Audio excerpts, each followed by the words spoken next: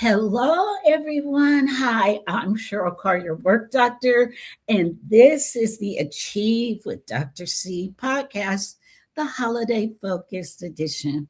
I'm so excited today, but I do need to do my disclaimer because anything you hear today, please understand I'm not providing you counseling, I'm not providing therapy, even though I can.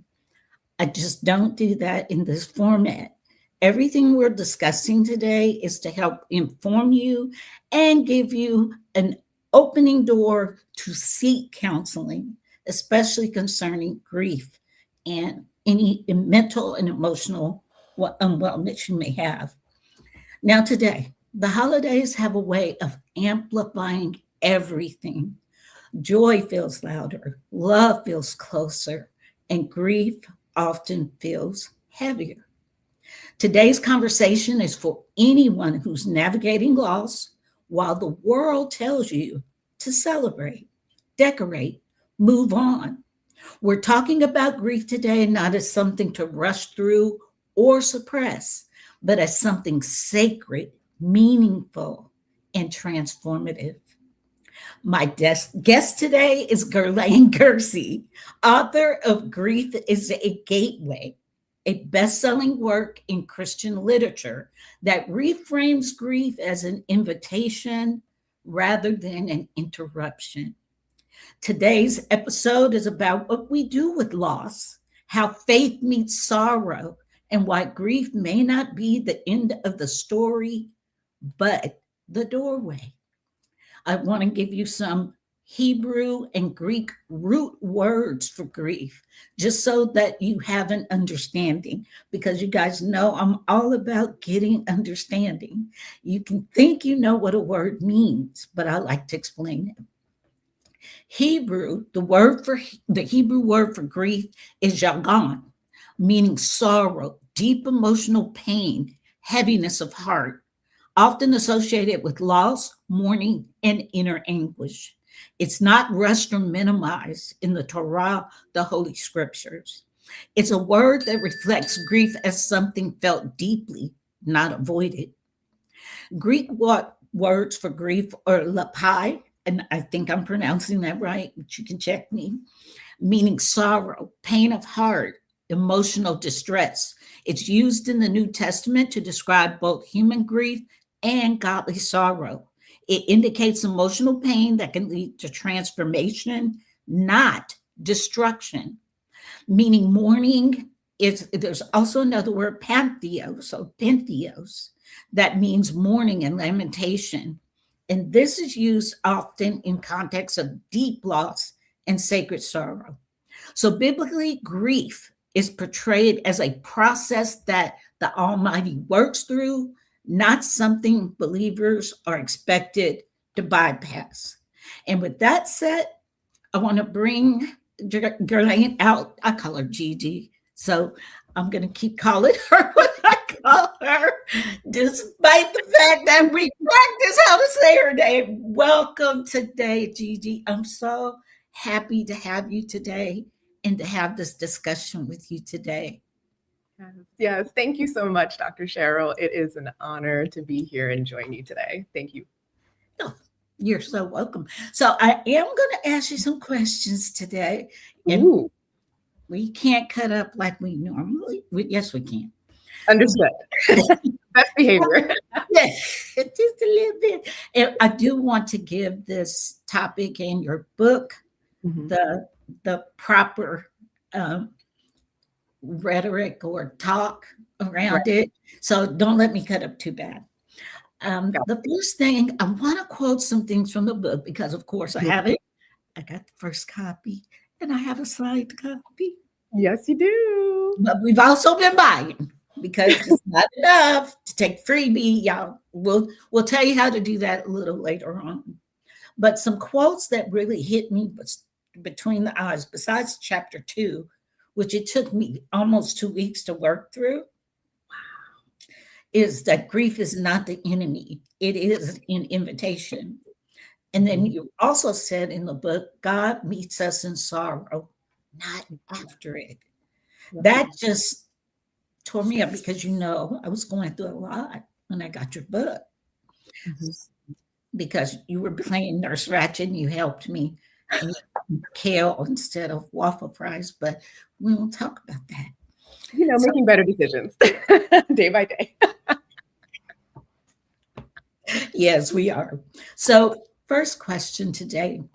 What led you to write Grief as a Gateway instead of a more traditional healing from grief book that we see out there in the marketplace?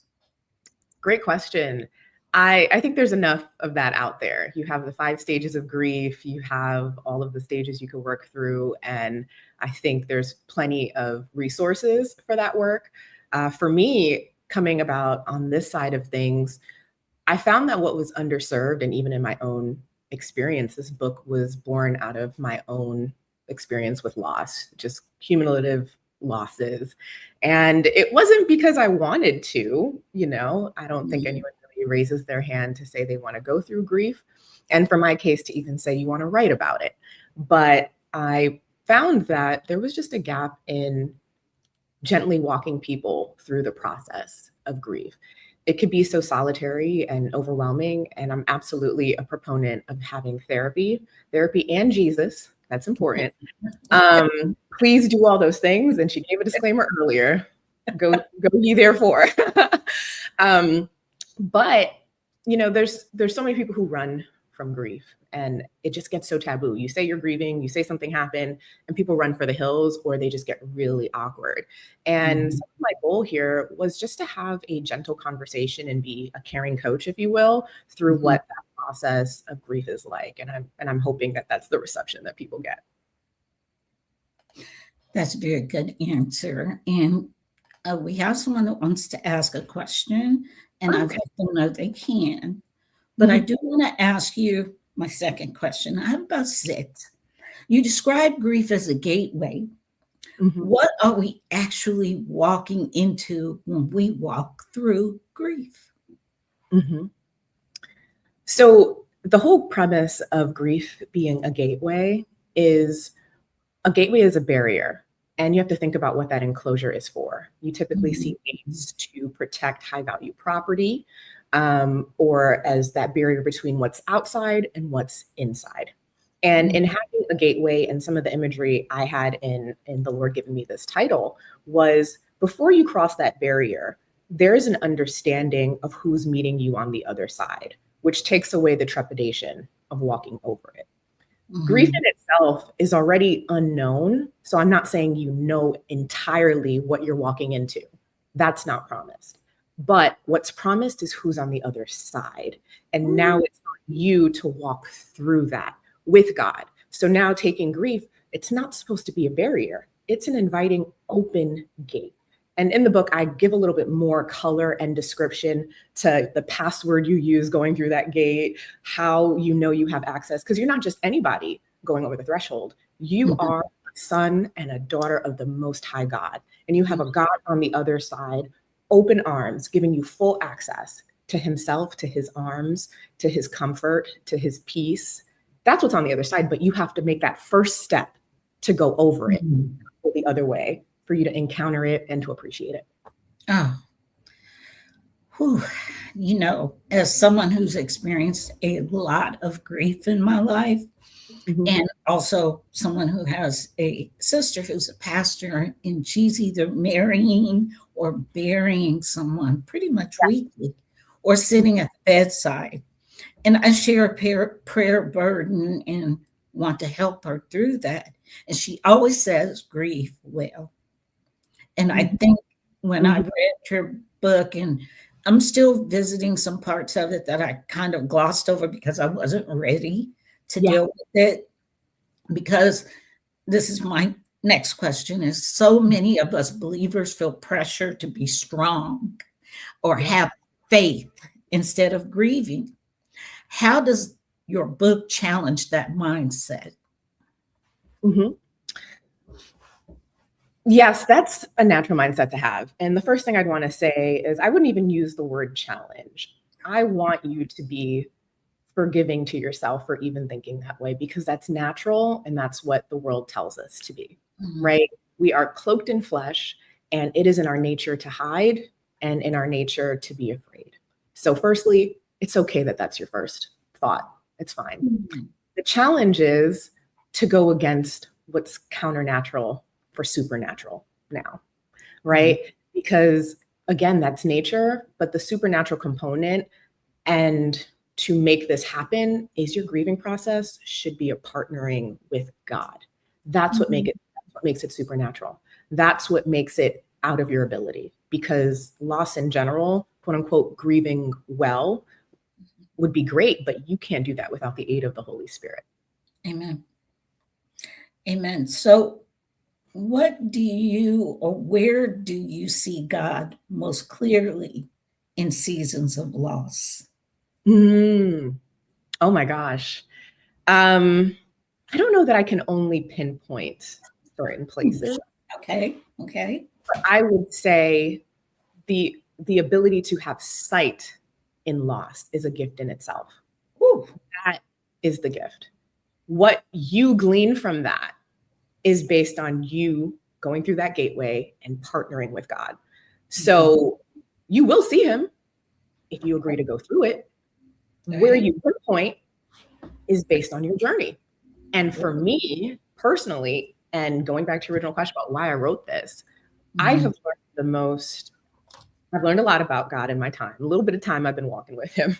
But as I have walked with him, I've found, just looking over my walk, I've learned the most through loss with him. And it has shown me the strength and the consistency of his character in all of it. And that's essentially where the place I'm coming from. I'm coming from someone who's still learning, not that I have it all together, but these are lessons in loss. And these weren't, it's a book now, but it wasn't one time, one thing. It was accumulation, it was years, it was seeing things this way. So for you to have sight and to pinpoint, it's going to be germane to your journey, but I can guarantee you'll see if you participate.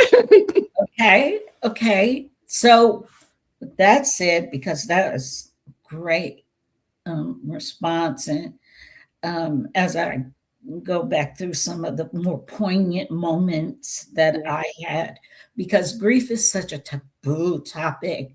Yes, and we're scared of it. But what surprised you the most about yourself during your grieving process, when you went through all that you went through, and you shared publicly some deeply personal things? So tell us some more about that. I would say for me, one of the biggest things I saw for myself was transparently how my theology was exposed.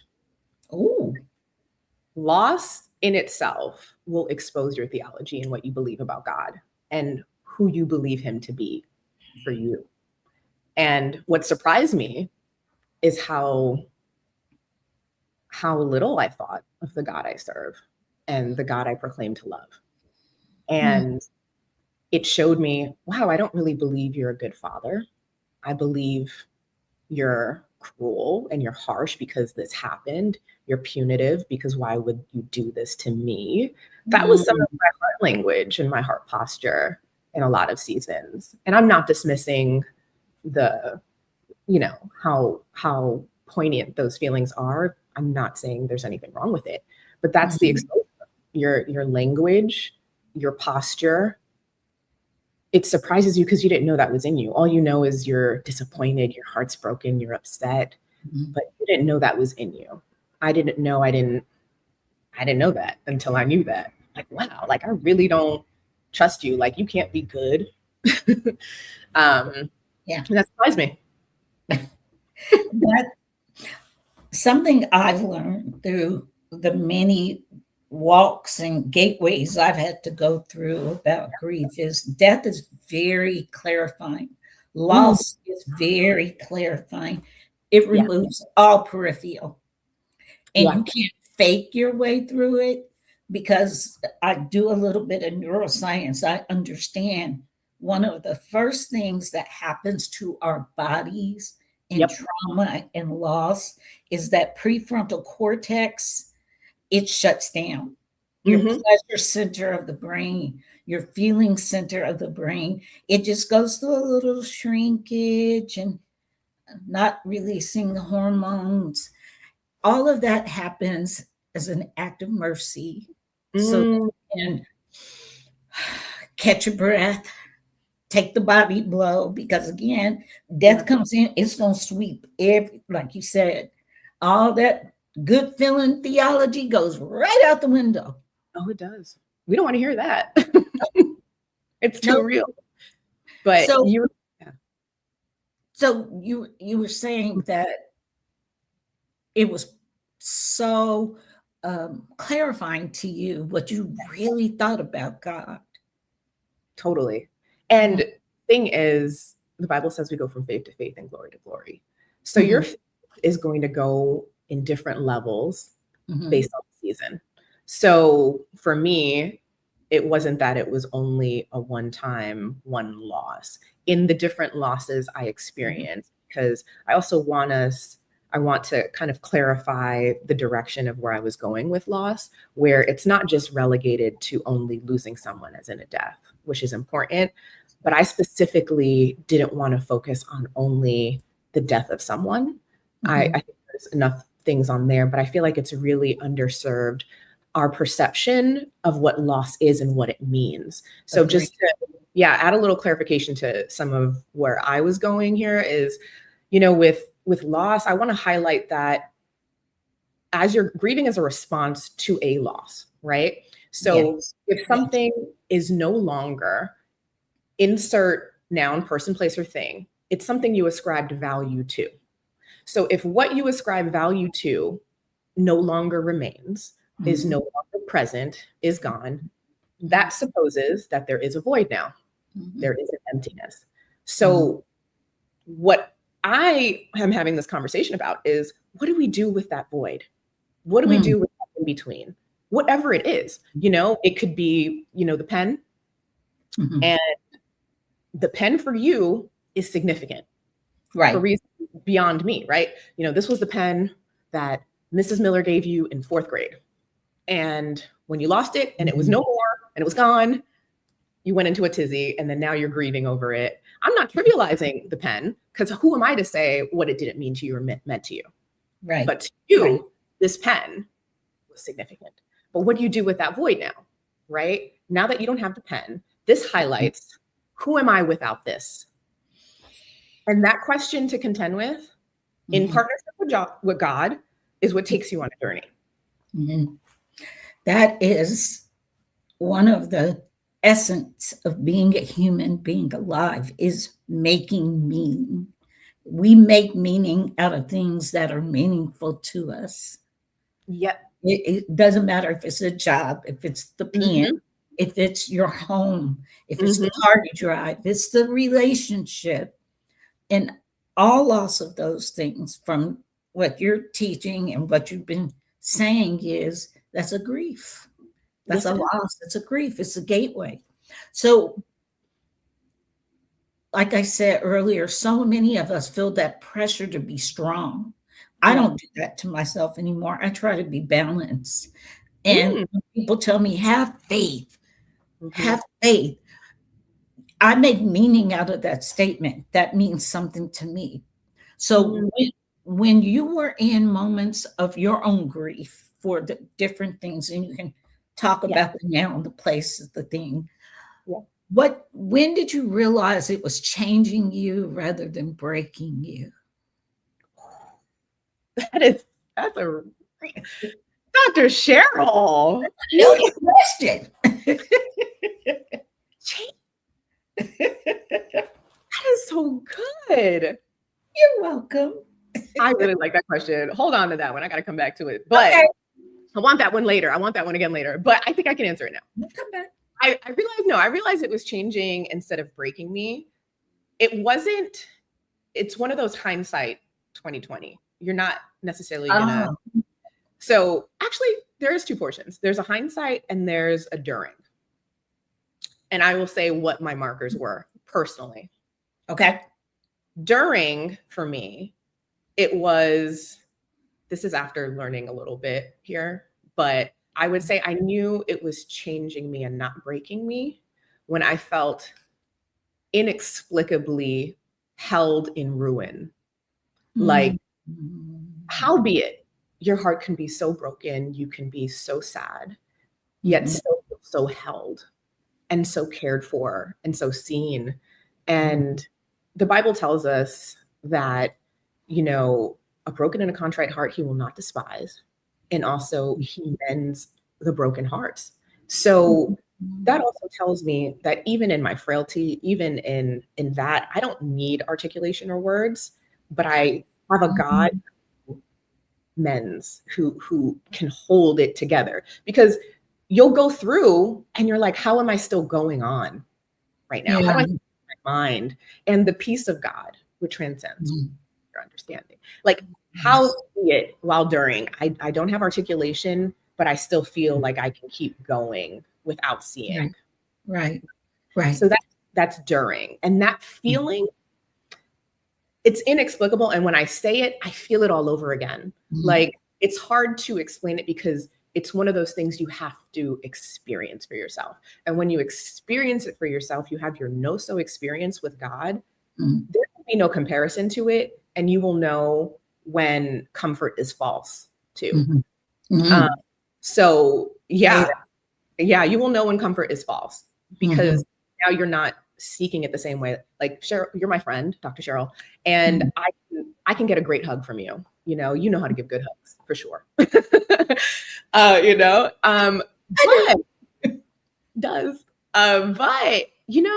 your hug is no comparison for what God can do.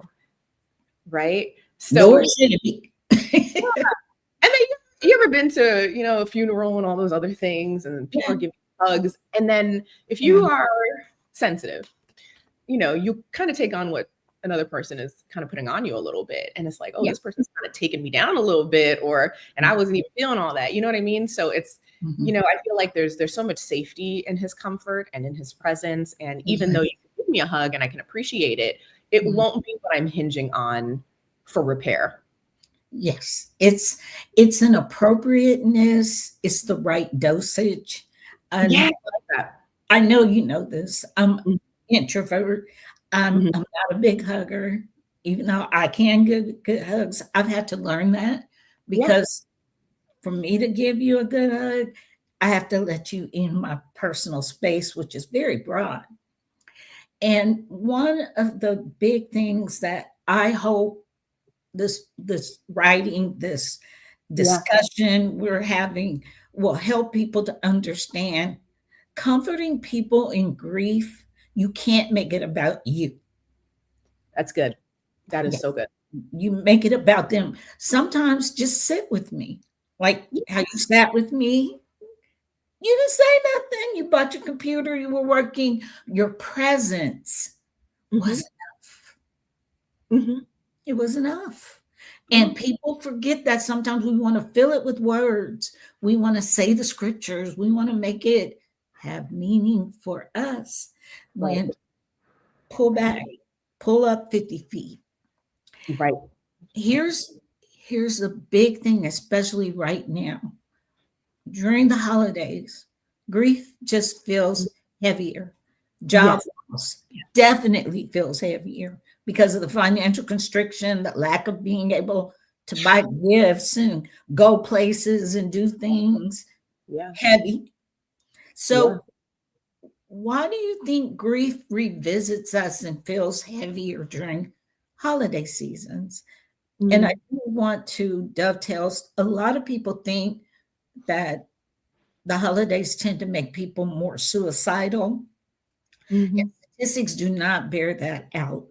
During the holidays, people do tend to have overindulgence in being around people and not isolating themselves. Most of our suicides, unfortunately, especially for men, happen after the holidays, towards the middle of the year. Interesting. High levels of suicide because it's the after effect. And I'm going somewhere here. Yeah. Uh-huh. We think our grief is the heaviest in the middle of grief, but when you're done doing, Mm-hmm. like, that's when people leave you. That's when you're unemployed, they act like it'll jump on you if they spend time with you. When Mm-hmm. people have lost someone and they just want to have their good time with their family and their loved ones, they Yeah. tend to forget the person who just experienced the loss of a loved one or the Yeah. loss of a job. Yeah. And tell us, when you were going through writing this writing Mm-hmm. and the Ruach HaKodesh was ministering to you, Mm-hmm.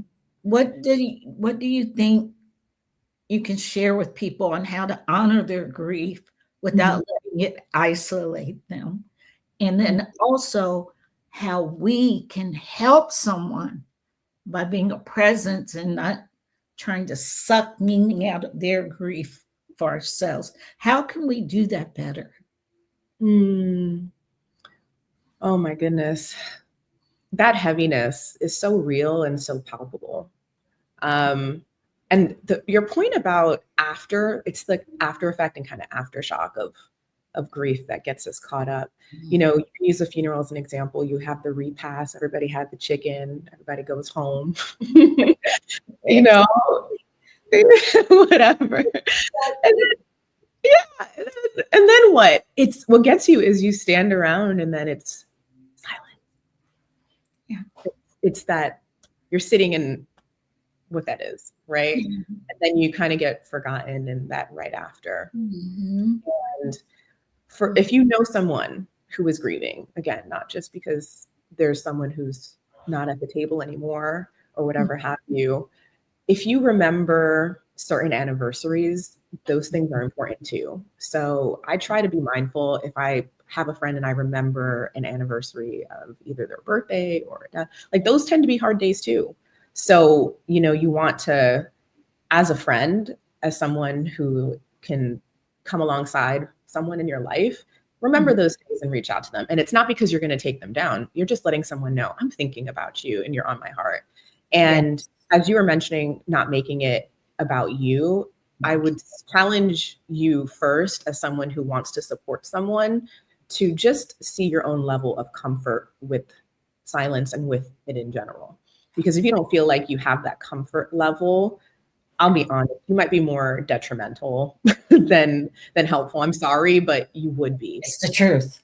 And then if that's the case, then you should take a more kind of secondary approach, like let that person say something to you and don't pull in with the, oh yeah, when I lost my blue pen, I felt this. Don't add that at that moment. I would say pull from the feeling of when you lost the pen and tap into the empathy and instead say to that person, hey, so-and-so sound like an amazing person in your life. And I would love to hear more stories when you feel like sharing. That's beautiful. And definitely leads me to this next question, because what would you say to someone who feels guilt for still grieving many years later? Yeah. For someone who's still feeling that years later, I think this has been said plenty of times, there is not a timeline to grief, and it is not linear whatsoever. But it is a sacred process. It definitely, and by sacred, and we were talking about some definition, sacred means you have to set apart and you have to honor it. And in giving due honor and sacredness, you are putting it in its place.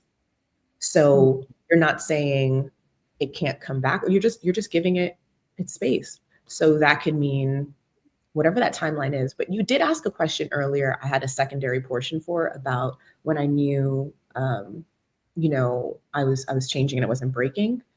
I feel that it's important to know as we think about the timeline of grief and we want to forgive ourselves. One of the things you'll learn too, as an indicator, and I know this was true for me, is that the sting dulled. Oh, Yeah. Not that it was forgotten. right. It's dulled and ache. Mm-hmm. So when you notice, and also I gotta say this too, for that person who thinks, oh, does that mean I'm forgetting this person? Does it mean, you get further from the memory? No, that's not true. Right. It's not piercing you the same way as the immediacy of it. It doesn't Right. mean you don't honor it. It doesn't mean you don't forget it. It just means it dulls less, but now you put it in its reverence. So to bring that together, no timeline, that does not exist. It just will dull. It will be dull and it will ache less. And that's okay. And that doesn't mean you're betraying the memory of the situation, the thing, the Right. person. It is you going on with life to the fullness of the life you still have to live. Yeah. And not letting you down anymore and overtake you. That's beautiful and powerful. And because your faith can be deepened on the other side. This is my last question. Mhm. If grief truly is a gateway, and it's not something that has to be this overarching, you try to extract so much meaning from it. If it's really a gateway and it's moving you somewhere, what are some, and let's just do descriptions of how people can actually walk through grief or move through grief without, because a lot of people park in grief. They sit down, it becomes their whole identity. How do we progress through? Because we talked about stages of grief. This ain't that. Right. Even though it still has that as a root, because grief is a process. But give us some, I don't want to say tips. Yeah, I got you. Yeah, give us some spiritual ways or meaningful ways to process through grief. Yeah. To move. In the book, I give a gateway guide to kind of culminate things that we walk through in the chapters. And it's essentially like an acronym for gateway, so we can remember it. Some of this you can say maybe mirrors a little bit of the stages of grief, but in a scriptural context, it kind of pulls everything together. But it's a combination of giving your losses to God, you're acknowledging them, you are giving thanksgiving, you're practicing thanksgiving with the Lord, you're examining your own heart, worshiping him, taking the sting off of yourself and putting it on God. And also you're agreeing with him in process. And you're yielding your heart to him. So that part isn't swift. Like you said, you're taking your time parsing through. It's meant to be, but in a practical sense, and how you can move through that in partnership with God, it looks like a combination of those. Yes, that's absolutely wonderful. And I know I set that up a long way, but I didn't want to say, tell us what the acronym means, because I didn't want to steal that thunder, because it's so good for and applicable for all kinds of losses. It doesn't have to mean, like you said. So tell us how to get our hands on the book and where we might be able to watch a reading or okay. Yes, we can see you. Yes, you can see me whenever you want to see me. Okay. But yeah, I know you do. We see each other. But yes, Grief is a Gateway is available on all platforms right now. It's available on Amazon, Barnes & Noble, Books A Million, Bookshop. If wherever you want to purchase books, it's available. I would love for you to primarily go to Amazon, because we are ranking in bestseller and top 100. So we want to get to that #1 spot too. Getting out there. Also, I am based in Dallas. So for anyone who is watching this, if you are based in Dallas, I am hosting a book signing event on January 10th. And Dr. Cheryl's going to put a link to RSVP and sign up. But I would love to see you in person, get to talk to you for a couple minutes, sign your books, and tell you a little bit more behind the scenes about what this process was like, and hopefully encourage you in your journey with grief like we have in this conversation. But it would be great to just give you a hug and see you in person. And I love to interact with people and hear their stories. So if you would do me the great honor of joining me in Dallas on January 10th, that's where you can see me. And that link is on the stage. It's down below. I've left it there for a long time. I'm also going to, in the rebroadcast, because a lot of people watch the rebroadcast, even if they can't join us live. So I will have the links for purchase of the book, yes, as well as to get your tickets for the reading. If you're in Dallas, Texas, this is in Dallas, right? Yes, it is. And it is a free event. I just do head count, please, to plan for you. That. And eventually you'll be in other cities. So yes. I know. But first we got to get this. And thank you so much for this discussion, for being willing to come on and talk to us and talk not just about your book, but actually the meaning behind it, which is a more important conversation for me. Yeah. So I do want to just wrap us up today by saying grief doesn't mean something has gone wrong. Sometimes it just means the love was real, the achievement was real, the meaning you found in whatever you were doing or whoever you were with was real. And sometimes it means that the Almighty is doing something much deeper than we expected, because his math is different.